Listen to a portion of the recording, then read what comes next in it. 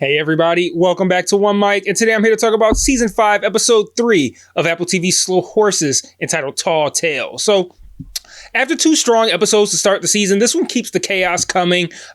Poison fuel, political fallout, and a surprise twist that ties everything back to the mayor himself. It's another great episode with just one really frustrating scene that I'm going to talk about a little bit later. So let's get into it. This episode opens with London literally smoking. Cars are breaking down, engines bursting into flames, people panicking in the streets. The poison fuel plot from last week pays off in a big way, and I love this approach. It's a non-violent attack that causes absolute pandemonium. It's clever, cinematic, pretty unsettling, and though I certainly don't want to suggest that I admire terrorism, but this is creative, no doubt. Meanwhile, Roddy's been taken in for questioning, and Whelan's nightmare week continues. That journalist from last week's episode that bothered him while he was jogging, this guy calls, having successfully acquired Whelan's phone number like he said that he would. And he's looking for a comment regarding an article that Gimbel's wife is about to publish about Whelan supposedly chasing Skirt. This subplot feels like the show's take on political self-destruction. You got Whelan. He keeps trying to manage optics, while Taverner, as always, is just constantly on top of her game, making him look bad. I am curious, though, if I have any UK viewers. I can't even say that with a straight face. Not only does nobody watch my videos, nobody really watches the Slow Horses videos. There's probably like 7 people who watch this. I doubt any of them are from the UK, but I'm going to say it anyway. If I have any UK listeners, maybe you can enlighten me. While Whelan is on the phone with the journalist, Taverner enters and she wants to be caught up on the fuel poisoning situation. Whelan says he's about to shut down every gas station, and she corrects him to say petrol. Now, I know that generally, here in the States, we say gas, and over there in the UK, they say petrol. But why would Whelan say gas? Isn't he from there? Is that known that he's maybe from somewhere else where they say gas? Generally, I wouldn't think that that's important, but I wondered why they put that line in there. Why didn't he just say petrol to begin with? That was intentional. I don't know why they did that, but let me know what you think in the comments. We also learned that the terrorist group has some kind of mysterious canister that's going to, quote, massacre them all. It's a creepy bit of foreshadowing that plays into how well this season has balanced suspense with, a little bit of absurd humor. And I admit my eyebrows raised significantly when they escalated from poison the fuel all the way to massacre them all.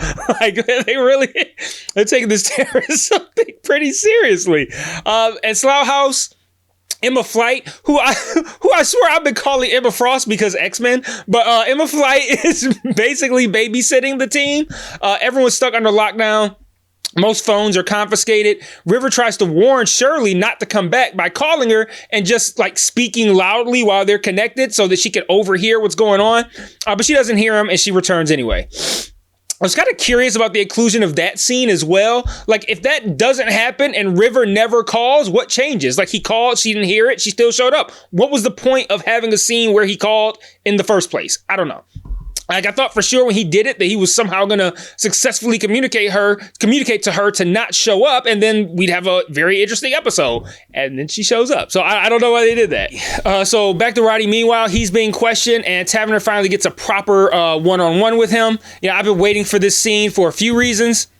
For starters, I fail to see why Roddy's being treated like he's the one who committed a crime. The same gun from the Abbottsville shooting was used to try to kill him, but like I said last week, it was used to try to kill him. So why is he being dragged in and treated like a criminal? Secondly, like I said in my video for episode 1, I've been pining for the show to involve Roddy in some way more than just comic relief, and they integrated him into the plot. Yet he has remained purely comic relief. And my hope was that it would turn out something like, he's funny and he seems shitty at his job, but turns out he's actually really smart and really perceptive and really good at it. But they continue to make him look like an idiot who's oblivious to everything that's not only going on around him, but maybe even who he is and how he's perceived. So I was really interested in what Taverner's line of questioning was going to be here, and she just completely dismantles his lover boy act. She tells him flat out he doesn't have any exes, just a string of awkward encounters and neediness. His last relationship was with a bot. Good callback to last season, by the way. And she believes that the bot was essentially manipulating him and gaining information for this exact purpose to essentially trap him. When she suggests that Tara was a honey trap, you can see like it's almost like he knew it deep down, but someone else knowing it really made it real. And you can see how devastated he is at the thought of that. He's still in denial, insisting that she really liked him, but I think this is the first time we see him as more of like a tragic figure than just a punchline, and I appreciated that. Yeah, I wish the show would lean into that a little bit more. It's one of the most emotionally honest scenes he's ever. It's the most emotionally honest scene he's had, and he's so like bought in on the character that he plays for everyone else that he had me bought in too. I'm like, maybe he really is like a ladies' man. Maybe Tara really does love him, and she might. But while he's saying things like he's Roddy by name and hoe by nature, it's pretty crushing to have Tavener so like viciously and honestly like bring him back down to earth about how truly inept with women that he is. We then find out what the quote massacre is. The terrorists bomb a zoo, killing 22 penguins. No human casualties, but the idea is that it's supposed to be media gold. Lamb points out why people love penguins, and this story is going to dominate the headlines, essentially pushing Abbotsfield out of the spotlight. And then Cole starts breaking down the pattern of destabilization again. So the first two steps we learned last week were the Abbotsfield shooting and compromising an agent, which would be Roddy. And then number 3 we learned was disrupt the transports. That was the fuel poisoning. Number 4 is to control the media. That's the penguin situation. And then number 5, which has yet to come, is to assassinate a populist leader. And this makes everyone realize that Gimbal could be the next target. Side note on this, I didn't like River calling Cole's destabilization thing, quote, batshit crazy and lunacy. Like, for me, that just made River look stupid. And I don't see the point in undermining, like, your maybe not your lead character, but maybe like your second lead. Like, that was very clearly a great theory, particularly given what they do for a living. Like, that should always be, something that's on the table. For an MI5 agent to dismiss that like River did, for me, it just lessened the River character in that moment. I didn't think that was a good look for him, and it felt out of character for River to be that stupid. Like generally he's been smart, but told he's stupid. Then he just seems stupid. All right, so speaking of lesser characters, it's now time to talk about the scene with Devin. But first, let me set the stage. So, Flight leaves Slough House under the watchful eye of Devin and some other large guy. And a large guy who is another person, not to imply that Devin is a large guy. She's a black woman. She tells Devin no communication allowed for the Slough House folks and that they're not allowed to leave. During this scene, Devin hears everyone in the room going through the destabilization theory and all that, and organically, in the moment, coming to the same logical conclusion that Gimbal is in danger via the information that Cole provided about destabilization. In this moment, Devin is one of my least favorite types of characters in film and TV, if not my most hated. She's that obnoxiously stubborn character who refuses to listen to reason just to create this fake tension. Like, she's just heard a bunch of MI5 agents collectively figure out that a terrorist group is possibly going to try to kill a mayoral candidate, and she just stands there and argues and refuses to act. Not because it's a bad idea or because they're full of shit, but because she's tough and she's a badass. She doesn't take any shit from anyone. And it's stupid, it's stubborn, and it's like this damaging combativeness just for the sake of combativeness. Like, she has a stupid fucking, like, bullheaded retort to every logical thing that Lamb says. Like, Lamb says, Gimbal is in danger and asks to contact him. And Devin's like, you can't contact anybody because you're in lockdown and I'm tough and I don't take any shit from anybody. And Flight put me in charge. Like, immediately I shouted at my screen that you fucking do it. Like, you idiot, because the mayoral candidate's in danger. Like, this isn't a time to pull your fucking dick out and see who's the biggest fucking tough guy. And then Lamb says, then you fucking do it, you fucking idiot. Now's not the time.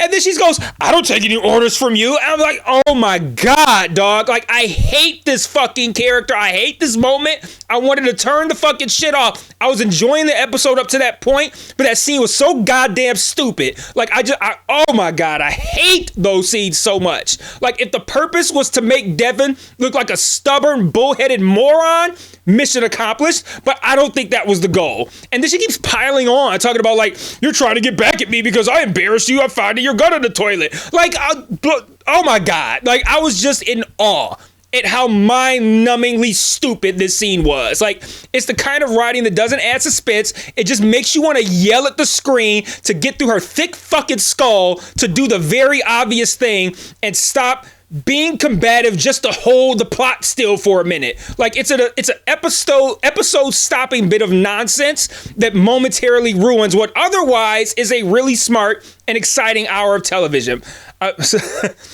I know I got fired, but I fucking hate that scene. I hate characters like that. I hate how shows and movies put some stupid fucking character like that in everything. And it's unrealistic, it's implausible, and it's irritating. Like, there's no way an agent would be that fucking stupid. Like, oh God, I hate that shit so much. Anyway, Lamb tells this story about one of his Joes getting captured and tortured by the Stasi. That's the secret East German police.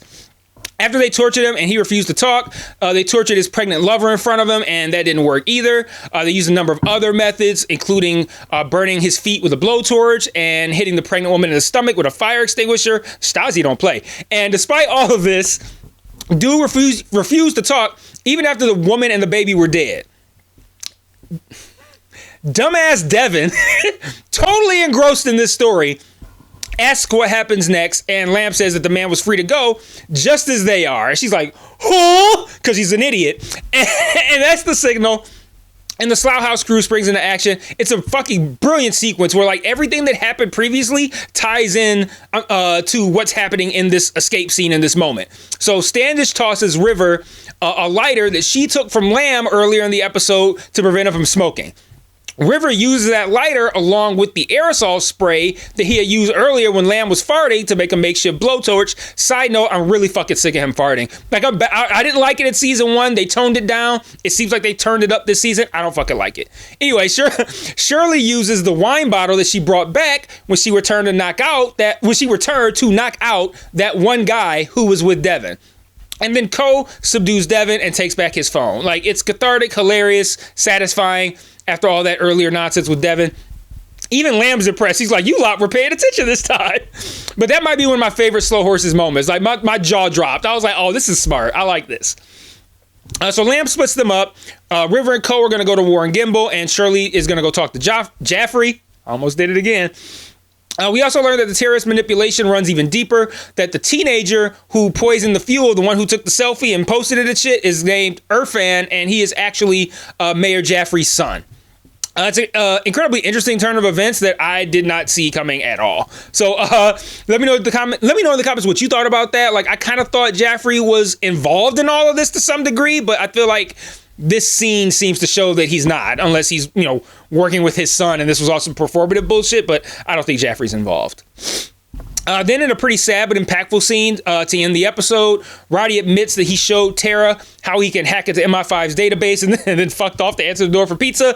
And it's a subtle scene, but it's sad because Roddy has been playing this character, like I said, of this brilliant, like, fucking Casanova in front of everybody. But these events are forcing him to confront the fact that he might be a bit of a loser, and to watch someone have their, like, safety net yanked out from under them like that, like, no matter who it is, it's sad. Like, he can't hide behind that delusion anymore, at least not fully anyway. He's got to accept the reality that everybody sees that he's been refusing to see. So aside from that one abysmal Devin scene, this episode was excellent. Funny, dark, layered with political subtext, the destabilization plan, the penguin twist, Lamb's monologue, it all worked well, I think. The writing continues to balance humor and tension like very few other shows on TV, again, except for that stupid fucking Devin scene. So let me know what you thought in the comments. Like the channel, subscribe, share to your social media, join the Discord, join the conversation, and until next week, peace.